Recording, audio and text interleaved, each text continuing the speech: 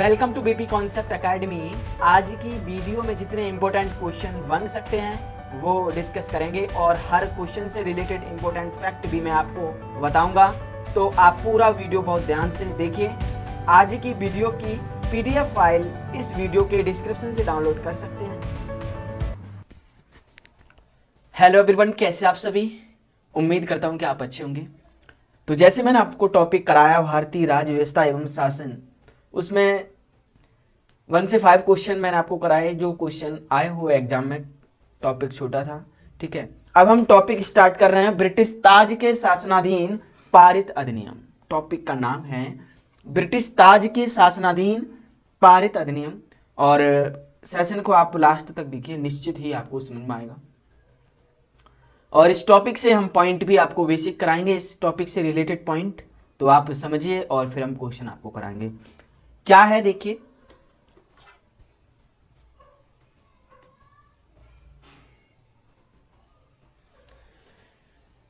Point है भारत शासन अधिनियम 1858 के द्वारा भारत का शासन ब्रिटिश ताज के अधीन कर दिया गया।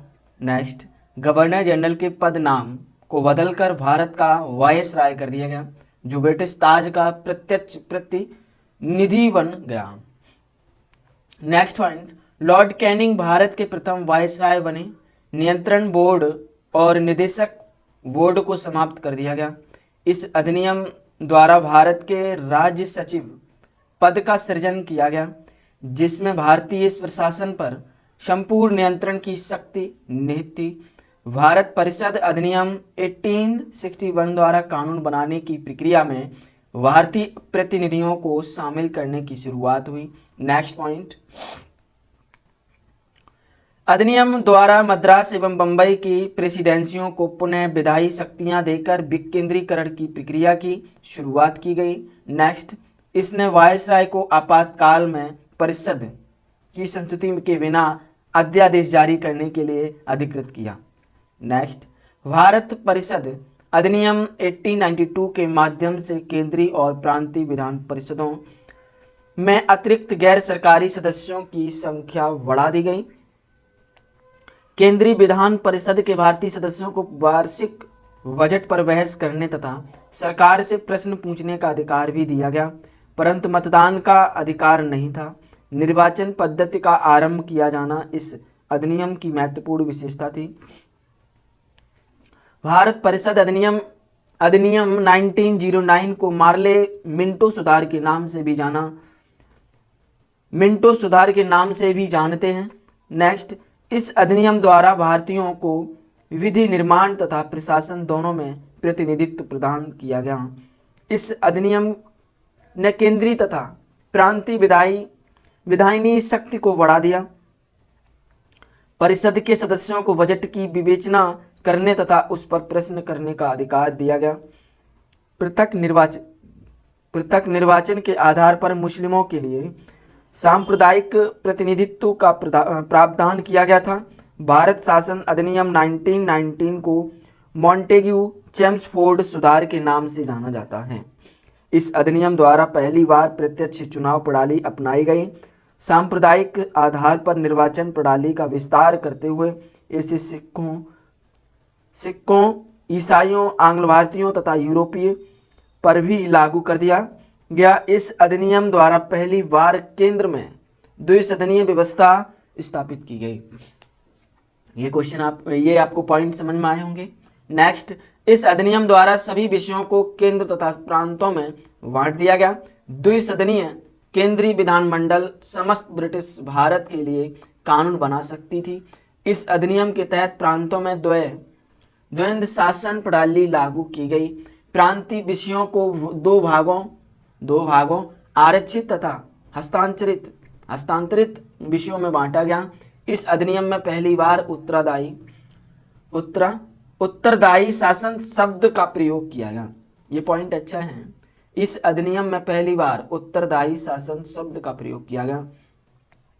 इसके अंतर्गत एक आयोग का गठन किया जाना था, जिसका कार्य 10 वर्ष बाद इस अधिनियम की समीक्षा करने के बाद अपनी रिपोर्ट प्रस्तुत करना था। भारत शासन अधिनियम 1935 द्वारा सर्वप्रथम भारत में संघात्मक सरकार की स्थापना की गई। नेक्स्ट, इस अधिनियम द्वारा प्रांतों में द्वंद्व शासन समाप्त करके केंद्र में द्वंद्व शासन प्रणाली लागू की गई। भारत में मुद्रा एवं साख पर नियंत्रण के लिए भारतीय रिजर्व बैंक की स्थापना की गई। सांप्रदायिक निर्वाचन प्रणाली का विस्तार करते हुए दलित जातियों, महिलाओं और मजदूरों को इसमें सम्मिलित किया गया। इसी अधिनियम के तहत वर्ष 1937 में संघीय न्यायालय की स्थापना की गई। इस अधिनियम द्वारा बर्मा को ब्रिटिश भारत से अलग कर दिया गया तथा दो नए प्रांत सिंध और उड़ीसा का निर्माण हुआ। इसके तहत कुछ प्रांतों में द्विसदनात्मक व्यवस्था की गई। भारतीय स्वतंत्रता अधिनियम 1947 ने 15 अगस्त 1947 को भारत को स्वतंत्र एवं संप्रभु राष्ट्र घोषित किया गया। इसने वायसराय का पद समाप्त कर दोनों डोमिनियन राज्यों में गवर्नर जनरल का पद सृजित किया। इसके अंतर्गत शाही उपाधि से भारत का सम्राट शब्द समाप्त कर दिया। ये पॉइंट आपको समझ में आए होंगे क्वेश्चन इस टॉपिक से, जो पॉइंट मैंने आपको समझाए। सो सेशन के आप लास्ट तक देखिए, आपको निश्चित ही समझ में आएगा। और आपको अगर पॉइंट अच्छे लगे हों तो कमेंट के जरिए आप जरूर ट्वीट करें, जरूर लिखें कमेंट में कुछ ना कुछ। तो आप अब क्वेश्चन देखिए क्या है। निम्नलिखित में से किस अधिनियम के अंतर्गत भारतीय विधान परिषद को बजट पर बहस करने की शक्ति प्राप्त हुई? यूपीपीसीएस प्री 2003 में क्वेश्चन आया हुआ है। अच्छा क्वेश्चन, भारतीय परिषद अधिनियम 1861, भारतीय परिषद अधिनियम 1832 और भारतीय परिषद अधिनियम 1909, भारत शासन अधिनियम 1919। अब इस क्वेश्चन का आंसर क्या है? वी। क्या है? बी, भारतीय परिषद अधिनियम 1832। ये क्वेश्चन आपको समझ में आ गया होगा। इस क्वेश्चन से आप पॉइंट भी समझिए क्या है। 1892 के भारतीय परिषद अधिनियम ने विधान परिषद के कार्यों में वृद्धि की। इसके तहत बजट पर बहस करने की शक्ति दी गई, परंतु मतदान का अधिकार नहीं था। इस अधिनियम के तहत कार्यपालिका से प्रश्न पूछने की अनुमति दी गई। ये आपको क्वेश्चन समझ में आ गया होगा। नेक्स्ट क्वेश्चन देखिए। नेक्स्ट क्वेश्चन है, निम्नलिखित में से किस एक अधिनियम द्वारा भारत में संघीय न्यायालय की स्थापना की गई थी? अच्छा क्वेश्चन है, यूपीपीसीएस 2014 में क्वेश्चन आया हुआ है। भारतीय परिषद अधिनियम 1861, भारत सरकार अधिनियम 1909, भारत सरकार अधिनियम 1919, उपयुक्त में से कोई नहीं। अब इस क्वेश्चन का आंसर क्या है? उपयुक्त में से कोई नहीं। अच्छा क्वेश्चन है, इस क्वेश्चन से पॉइंट भी आप समझिए और निश्चित ही आपको समझ में आएंगे। भारत में संघीय न्यायालय की स्थापना 1 अक्टूबर, कब? 1 अक्टूबर 1937 को भारत सरकार अधिनियम 1935 के अंतर्गत की गई थी। इसके प्रथम मुख्य न्यायाधीश सर मॉरिस ग्वेयर थे। उपयुक्त दिए गए विकल्पों में भारत सरकार अधिनियम 1935 नहीं होने के कारण हमारा विकल्प कौन सा सही है? उपयुक्त में से कोई नहीं सही है। नेक्स्ट क्वेश्चन देखिए, आपको समझ में आ गया होगा। अब तीसरा क्वेश्चन नंबर है, भारत का संघीय न्यायालय निम्नलिखित में से किस वर्ष में स्थापित किया गया था? अच्छा क्वेश्चन है, इंपॉर्टेंट क्वेश्चन है, समझिए आप। और ये क्वेश्चन 2015 में क्वेश्चन आया हुआ मेंस, यूपीपीसीएस मेंस 2015 में क्वेश्चन आया हुआ है। अच्छा क्वेश्चन है, डेट क्या दिए? 1935, 1917, 1946, 1947। तो इस क्वेश्चन का आंसर है वी। क्या है? 1917।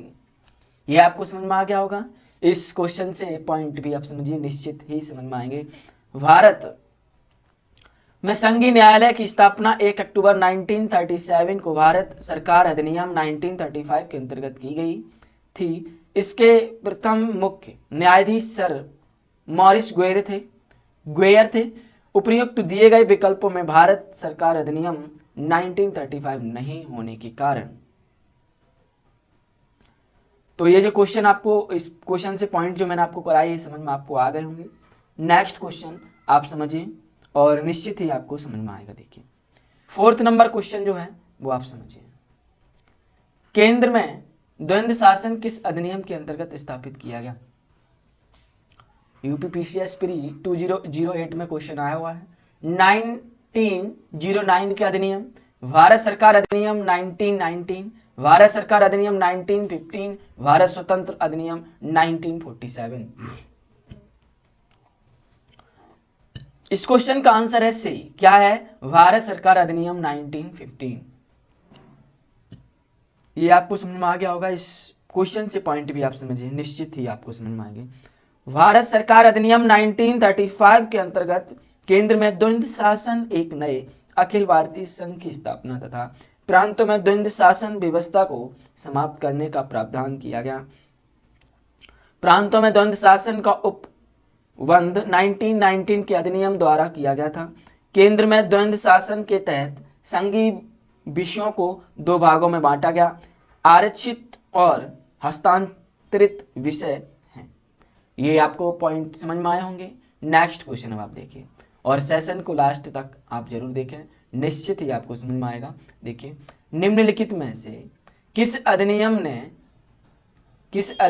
ने केंद्र में द्वंद्व शासन प्रणाली को स्थापित किया गया? अच्छा क्वेश्चन है और ये क्वेश्चन जो है यूपीपीसीएस RI 2014 में क्वेश्चन आया हुआ है। तो ऑप्शन क्या दिए?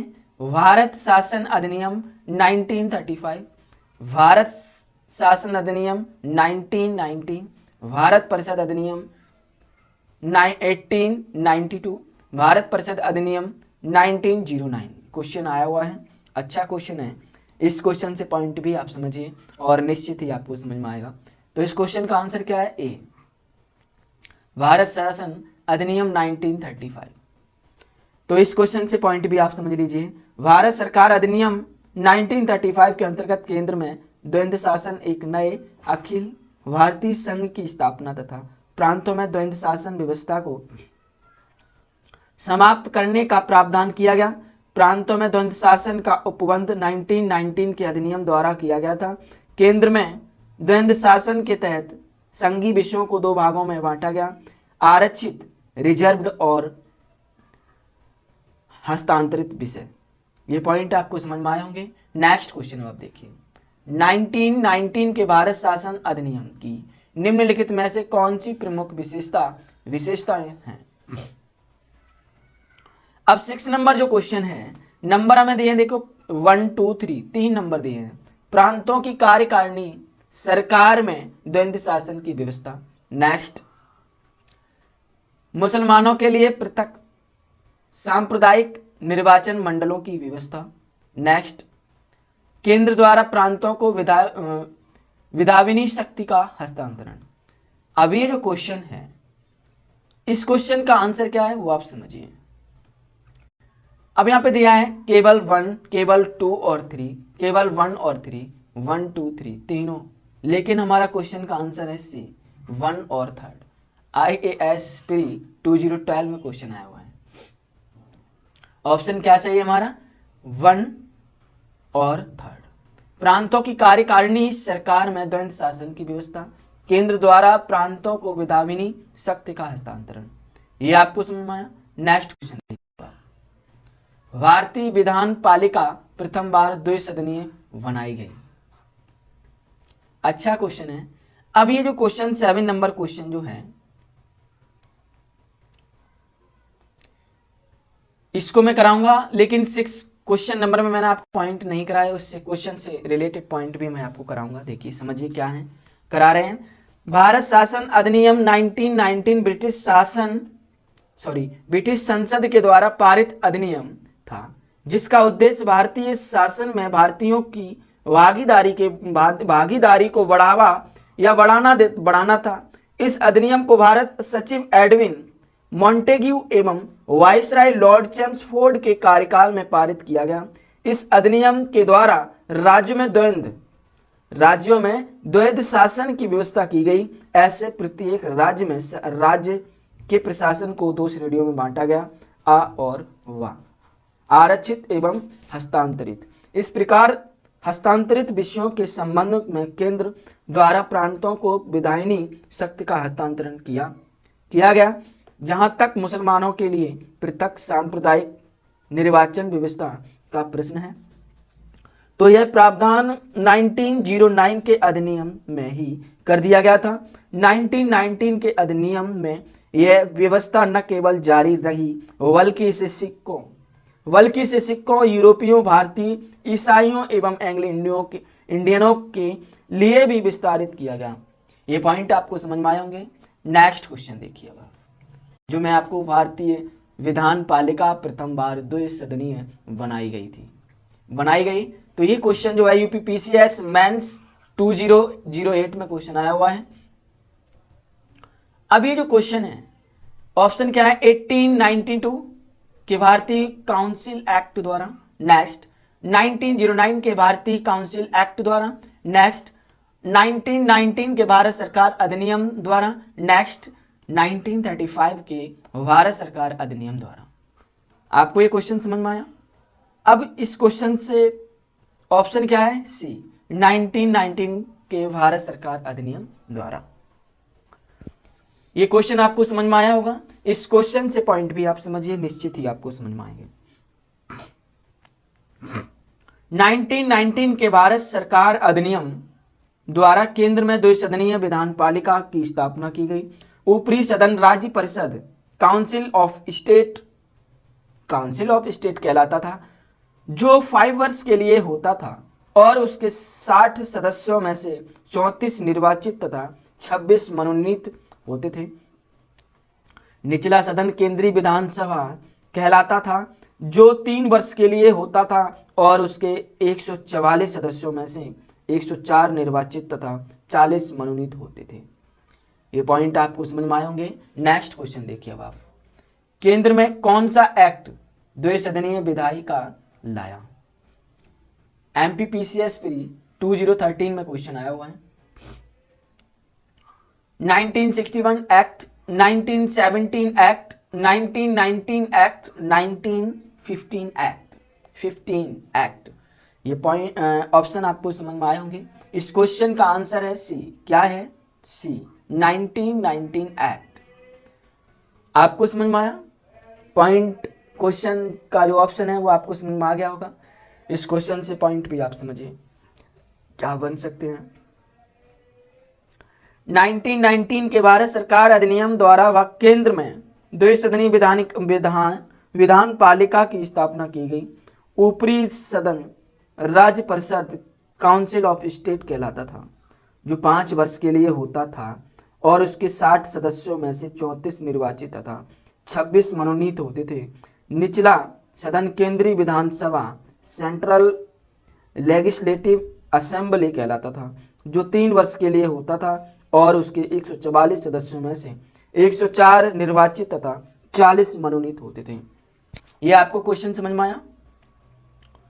नेक्स्ट क्वेश्चन देखिए, 9 नंबर क्वेश्चन क्या है? राष्ट्रपति की अध्यादेश निर्गत करने की शक्ति प्रेरित है।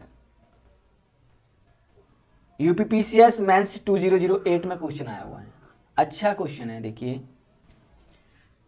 ऑप्शन क्या है? भारत सरकार अधिनियम 1919, भारत सरकार अधिनियम 1935, भारत सरकार अधिनियम 1909 और भारत सरकार अधिनियम 1947।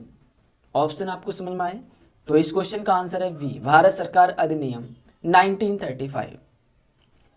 अब इस क्वेश्चन से पॉइंट भी आप समझिए, निश्चित ही आपको समझ में आएगा। देखिए, यद्यपि ब्रिटिश भारत में गवर्नर जनरल को 1861 के भारत परिषद अधिनियम से ही विधान परिषद की अनुमति के बिना अध्यादेश जारी करने की शक्ति प्राप्त थी, तथापि भारतीय संविधान में राष्ट्रपति की अध्यादेश निर्गत करने की शक्ति आर्टिकल 123 भारत सरकार अधिनियम 1935 की धारा 42 से प्रेरित है।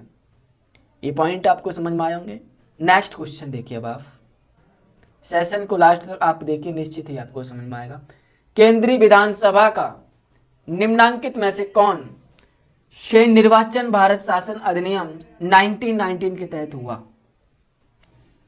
अभी 10 नंबर जो क्वेश्चन है, देखिए डेट भी दी है 1926, 1937, 1945। आपको समझ में आया क्वेश्चन। और ये जो 10 नंबर क्वेश्चन है 2018 में क्वेश्चन, 2018 में क्वेश्चन आया हुआ है। इस क्वेश्चन का आंसर क्या है? सी। क्या है देखिए, और भी दिए, क्या है? सी।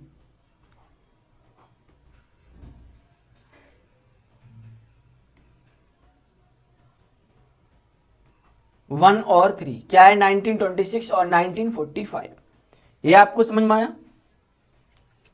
इस क्वेश्चन से पॉइंट भी समझ लीजिए। वर्ष 1926 देखिए ना, वर्ष 1926 और वर्ष 1945 का केंद्रीय विधानसभा चुनाव भारत शासन अधिनियम 1919 के तहत हुआ था। ये क्वेश्चन से पॉइंट जो मैंने आपको बताए ये आपको समझ में आए होंगे। नेक्स्ट क्वेश्चन आप देखिए। नेक्स्ट क्वेश्चन है, निम्नलिखित में से किस अधिनियम द्वारा संवैधानिक निरंकुशता का सिद्धांत प्रवृत्त किया गया? अब ऑप्शन क्या दिए? 1909 का भारतीय काउंसिल अधिनियम, नेक्स्ट 1919 का भारत सरकार अधिनियम, नेक्स्ट 1935 का भारत सरकार अधिनियम, 1947 का भारतीय स्वतंत्रता अधिनियम। अभी जो क्वेश्चन है MPPCS 2017 में क्वेश्चन आया हुआ है। अच्छा क्वेश्चन है। और इस क्वेश्चन का आंसर क्या है? सी, 1935 का भारत सरकार अधिनियम। ये आपको क्वेश्चन समझ में आया। इस क्वेश्चन से पॉइंट भी आप समझिए, निश्चित ही आपको समझ में आएंगे। संवैधानिक निरंकुशता का सिद्धांत भारत सरकार अधिनियम 1935 द्वारा प्रवर्तित किया गया। यह अधिनियम ब्रिटिश संसद द्वारा सर्वाधिक विस्तृत अधिनियम था। साथ ही यह भारत के लिए तैयार संवैधानिक प्रस्तावों में से सबसे जटिल दस्तावेज था। इसी अधिनियम में भारत संघ की स्थापना, संघीय न्यायपालिका, केंद्र और राज्यों के मध्य शक्तियों का विभाजन आदि की व्यवस्था की गई थी। ये क्वेश्चन आपको समझ में आया होगा। नेक्स्ट क्वेश्चन अब आप देखिए। भारत के संविधान में केंद्र और राज्यों के बीच किया गया शक्तियों का विभाजन इनमें से किसमें उल्लिखित योजना पर आधारित है? मार्ले मिंटो सुधार 1909, मॉन्टेग्यू चेम्सफोर्ड अधिनियम 1919, भारत सरकार अधिनियम 1935, भारतीय स्वतंत्रता अधिनियम 1947। IAS प्री 2012 में क्वेश्चन आया हुआ है। अच्छा क्वेश्चन है देखिए। और इस क्वेश्चन का आंसर क्या है? सी। क्या है? भारत सरकार अधिनियम 1935। आपको ये क्वेश्चन समझ में आया। इस क्वेश्चन से पॉइंट भी आप समझिए क्या बन सकते हैं। ब्रिटिश शासन काल के दौरान 1935 का भारत शासन अधिनियम पारित किया गया। इसमें केंद्र और राज्यों के बीच शक्तियों का बंटवारा किया गया था तथा राज्य में द्वैध शासन समाप्त कर केंद्र में द्वैध शासन को लागू किया गया था। इसमें एक अखिल भारतीय महासंघ स्थापित करने का प्रावधान की शामिल किया गया था। इस संघ का निर्माण तत्कालीन ब्रिटिश भारत के प्रांतों, चीफ कमिश्नर प्रांतों एवं देशी रियासतों से मिलकर होना था, परंतु यह व्यवस्था लागू नहीं की जा सकी। 1935 के भारत सरकार अधिनियम द्वारा स्थापित होने वाले संघ में अवशिष्ट शक्तियां गवर्नर जनरल को प्रदान की गई थी। ये क्वेश्चन आपको समझ में आया। तो ये सेशन अगर आपको अच्छा लगा हो तो और क्वेश्चन जो है मैं आपको नेक्स्ट सेशन में आपको कराएंगे। आज की इस वीडियो का टारगेट जरूर याद रखना। आज की वीडियो का टारगेट है ज़्यादा से ज़्यादा लाइक करें, ज़्यादा से ज़्यादा लाइक करें। तो अगर वीडियो अच्छा लगा है, हेल्पफुल लगा है, तब इस वीडियो को लाइक और शेयर जरूर किया करो। और आपके पास जो भी study related group WhatsApp and Facebook group हैं उनमें आप इस वीडियो को शेयर जरूर कर दिया करो। तो ये था हमारा पॉलिटी से वीडियो। आपको ये वीडियो कैसा लगा तो प्लीज़ कमेंट के जरिए आप बताएं। और अगर अभी तक आपने हमारे चैनल को सब्सक्राइब नहीं किया तो आप सब्सक्राइब जरूर कर लीजिए। आपको इस चैनल से निश्चित ही मदद ही मिलेगी। जब भी आप सब्सक्राइबर करेंगे तो एक बराबर में एक बेल आइकन पर जरूर क्लिक कर लें, जिससे आपको डेली मॉर्निंग में पॉलिटी से वीडियो मिलती रहे। BP Concept Academy, always with you. Thanks for watching.